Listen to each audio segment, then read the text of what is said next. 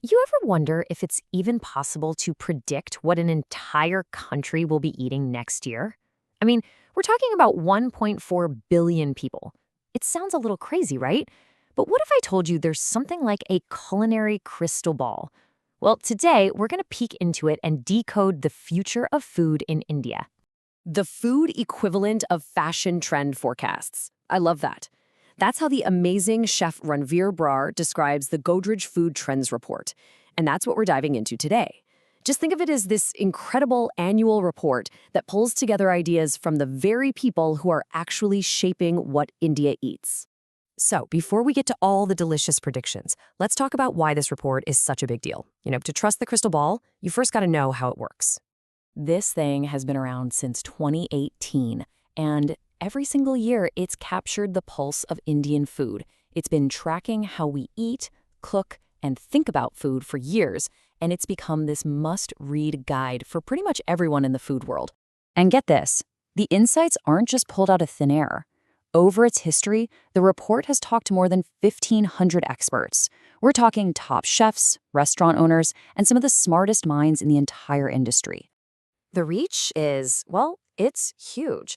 Just to give you an idea, the 2022 Collector's Edition was downloaded over 200,000 times. So yeah, this isn't just some niche report. It's a massive nationwide conversation. All right, enough with the background, right? We know why we should listen. Now for the really fun part. What did all these experts say would be on our plates in 2023? And here it is, the big overview. I know, it's a lot to take in at once. You've got everything from artisanal cheese to traditional oils. We can't cover it all, but let's zoom in on a few of the trends that I found absolutely fascinating. First up, let's talk about something we can all relate to, nostalgia. The experts predicted that with our crazy, fast-paced modern lives, we'd all start craving a taste of the past. So chefs and brands are tapping into that feeling of comfort to create food that feels both new and familiar. So what does that actually look like? Well, it's not just about, making old dishes. It's about reinventing them. Imagine a gourmet tart that tastes just like your grandmother's gajar ka halwa. It's about home chefs becoming famous for their incredible comfort food. It's even about restaurants with retro themes that just transport you back in time. It's all about that emotional connection we have with food. Okay, so from the comfort of the old, let's jump to something, well, kind of new and super exciting. The next huge trend is all about Indian artisanal cheese. Yep, you heard that right. There's this whole wave of small, local producers who are making some seriously amazing stuff. And this isn't about copying European cheese, no way. This is a celebration of what's local. The focus is on amazing quality Indian-made cheese, and especially on incredible varieties you might have never even heard of, like Kalari from Kashmir, which is kind of like mozzarella, or the super tough, protein-packed Chirpy from the Himalayas. Now, let's shift gears from the fancy artisanal stuff to something we can all appreciate in our busy lives: convenience. The trend here is a huge demand for pan-ready snacks that are not only super easy to make, but are also bursting with really bold, interesting flavors. The key here is that we're way beyond basic frozen food. People want snacks with new textures and exciting tastes. We're seeing tons of innovation with regional flavors, like frozen snacks inspired by street food from different parts of the country. Basically, food that's convenient, satisfying, and actually fun to eat at home. Okay, so we've talked about nostalgia, local cheese, and regional snacks. You might be wondering, what's the connection? Well, they all point to something much bigger. This collective journey of rediscovering India's own incredible and incredibly diverse culinary heritage. I think this phrase from the report just says it all. For way too long, the world has kind of seen Indian food as one single thing.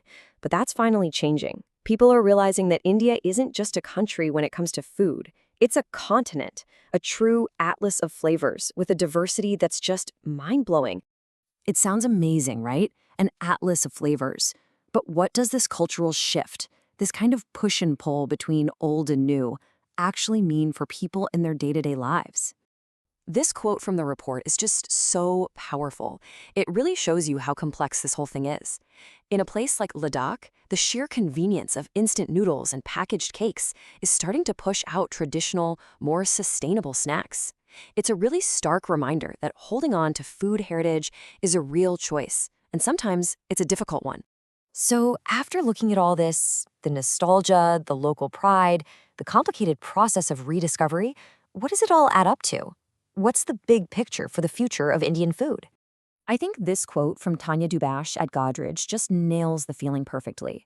There's this real sense of excitement, of optimism, a feeling that Indian food is about to have a major moment, a glamorous era, not just in India, but all over the world.